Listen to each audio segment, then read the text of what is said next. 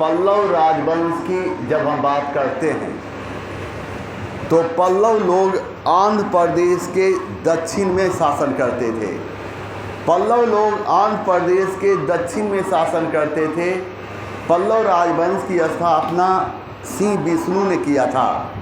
श्री विष्णु के दरबार में भारवी जैसे विद्वान रहते थे। भारवी ने किरातार्जुनीयम जैसी पुस्तक की रचना की थी। पल्लव राजवंश की जब हम बात करते हैं तो पल्लव राजवंश का शासक महेंद्र वर्मन प्रथम एक विद्वान शासक था और इसने मत विलास प्रहसन जैसी पुस्तक की रचना की थी। पल्लव राजवंश के शासक नरसिंह वर्मन प्रथम को इतिहास में हम महामल्ल के नाम से जानते हैं, इसलिए इसके द्वारा मंदिर निर्माण करने की शैली को मामल शैली कहा गया। नरसिंह वर्मन प्रथम ने मामल शैली के अंतर्गत महाबलीपुरम में सप्त पैगोडा नामक मंदिर का निर्माण कराया था और इसके तहत 7 मंदिर का निर्माण किया गया था। महाबलीपुरम वर्तमान समय में तमिलनाडु में स्थित है। पल्लव राजवंश के शासक नरसिंह वर्मन द्वितीय को इतिहास में हम राज सिंह के नाम जानते हैं, इसलिए इसके द्वारा मंदिर निर्माण करने की शैली को राज सिंह शैली कहा गया।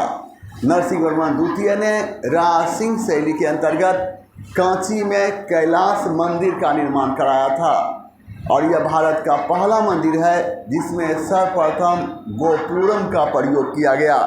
गोपुरम का अर्थ होता है मुख्य प्रवेश द्वार। जहाँ तक पल्लव राजवंश की बात है तो पल्लव राजवंश का अंतिम शासक अपराजित था।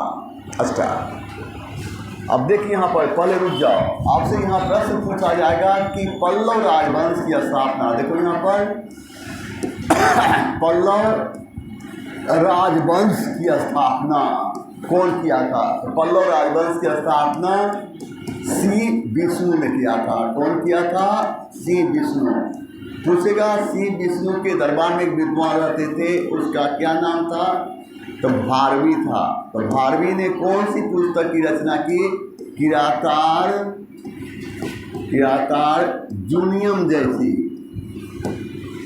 किरातार्जुनीयम जैसी पुस्तक की रचना की थी।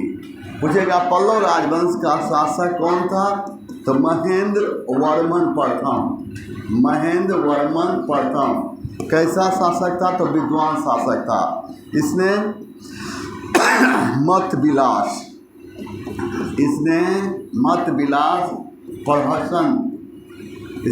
विलास प्रहसन जैसी पुस्तक की रचना की थी। पल्लव राजवंश का शासक कौन था? तो नरसिंह वर्मन प्रथम था। नरसिंह वर्मन प्रथम को इतिहास में हम किस नाम से जानते हैं? तो महामल्ल के नाम जानते हैं। इसलिए इसके द्वारा मंदिर निर्माण करने की शैली को क्या कहा गया? तो मामल शैली कहा गया। तो मामल शैली के अंतर्गत कहाँ? तो मामल शैली के अंतर्गत महाबलीपुरम में कौन सा मंदिर का निर्माण कराया था? सप्त पैगोडा नामक मंदिर का निर्माण कराया था। इसके तहत कितने मंदिर का निर्माण हुआ? 7 मंदिर का। पैगोडा का अर्थ क्या होता है? पैगोडा का अर्थ होता है रथ के समान। किसके? रथ के समान।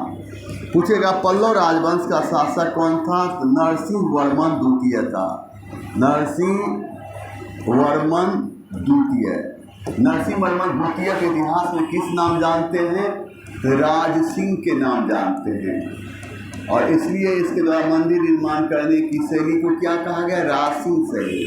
राजसिंह शैली के अंतर्गत कहाँ? तो कांची में कौन सा मंदिर का निर्माण कराया? तो कैलाश मंदिर का निर्माण कराया। ये भारत का पहला मंदिर है जिसमें सर्वप्रथम गोपुरम का प्रयोग किया गया। गोपुरम का अर्थ क्या होता है? तो मुख्य प्रवेश द्वार।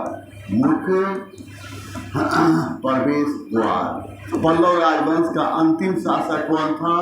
तो अपराजित था। कौन था? अपराजित। क्लियर है? एवं बताओ तो पल्लव राजवंश की स्थापना कौन किया था? कौन विद्वान रहते थे?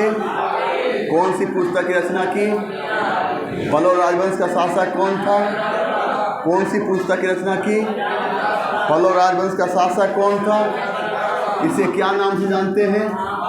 इसलिए मंदिर निर्माण करने की शैली को मामल शैली के अंतर्गत कौन मंदिर और कौन सा मंदिर, कितने मंदिर है? पैगोडा का अर्थ क्या होता है? पल्लव राजवंश का शासक।